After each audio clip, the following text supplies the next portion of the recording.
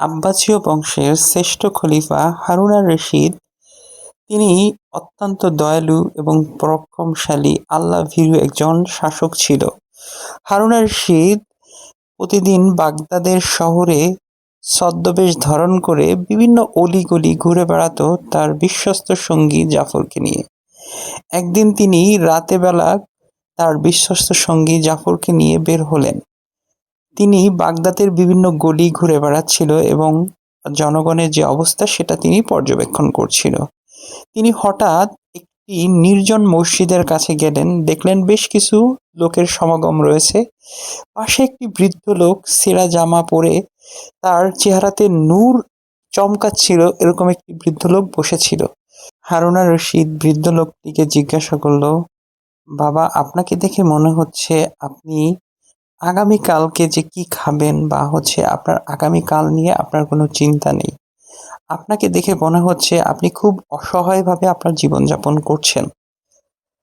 বৃদ্ধ লোকটি হারুন আর-রশিদের কথা শুনে হেসে উঠল এবং বলল, আমি কালকে নিয়ে চিন্তিত নয়, কেননা যিনি আমাকে সৃষ্টি করেছেন তিনি আমার আগামীকালকের খাবারের খোরাক তিনিই আমাকে ব্যবস্থা করে দিবেন। হারুন আর-রশিদ বৃদ্ধ লোকটির কথা শুনে একটু চমকে গেলেন এবং তিনি চিন্তা করলেন যে আমি একটু বৃদ্ধ লোকটির সাথে আরো কিছু কথা বলি। তিনি বৃদ্ধ লোকটিকে জিজ্ঞাসা করল, তোমরা কি তোমাদের বাদশার কাছে তোমার যে অবস্থা সেটা সম্পর্কে তুমি কিছু বলো না, বা তোমাকে কি সাহায্য সহযোগিতা বাদশার পক্ষ থেকে করা হয় না? বৃদ্ধ লোকটি বলল, আমি যে খলিফার কাছে সাহায্য চাবো, আমি তার কাছেই সাহায্য চাই যিনি আমার খলিফার খলিফা।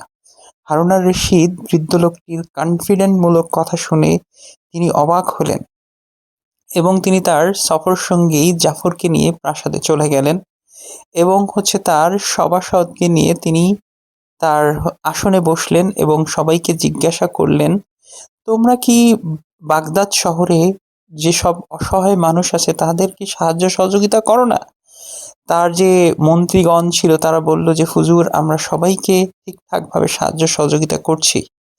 বলল যে, বাগদাদের একটি মসজিদের পাশে দেখো একটি বৃদ্ধ লোক আছে, তুমি তাকে সাহায্য করো। তখন বাদশার পক্ষ থেকে একদল সাহায্যকারী সেখানে সেই ফকিরের কাছে পৌঁছালো এবং তাকে একটি স্বর্ণমুদ্রার থলি উপহার দিল। বৃদ্ধ লোকটি স্বর্ণের মুদ্রার থলিটি দেখে হেসে উঠল এবং বলল, এটা আমার কোনো প্রয়োজন নেই। এটা যেহেতু আমাকে বাদশার পক্ষ থেকে দেওয়া হয়েছে, বাদশাকে অবশ্যই ধন্যবাদ জানাবে।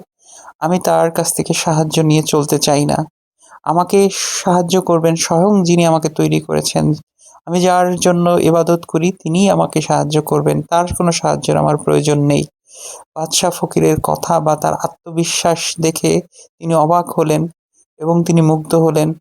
পরবর্তী সময়ে ফকিরকে তিনি এনে সুন্দর একটি তার রাজসভায় একটি কাজ দিলেন এবং তাকে সম্মানের সাথে থাকার ব্যবস্থা করে দিলেন। এতেই সেই ফকিরটি অনেক উপকৃত হলো এবং বাদশার জন্য সে অনেক আল্লাহর কাছে ফরিয়াদ করলো যে বাদশা যেন দীর্ঘজীবী হোক।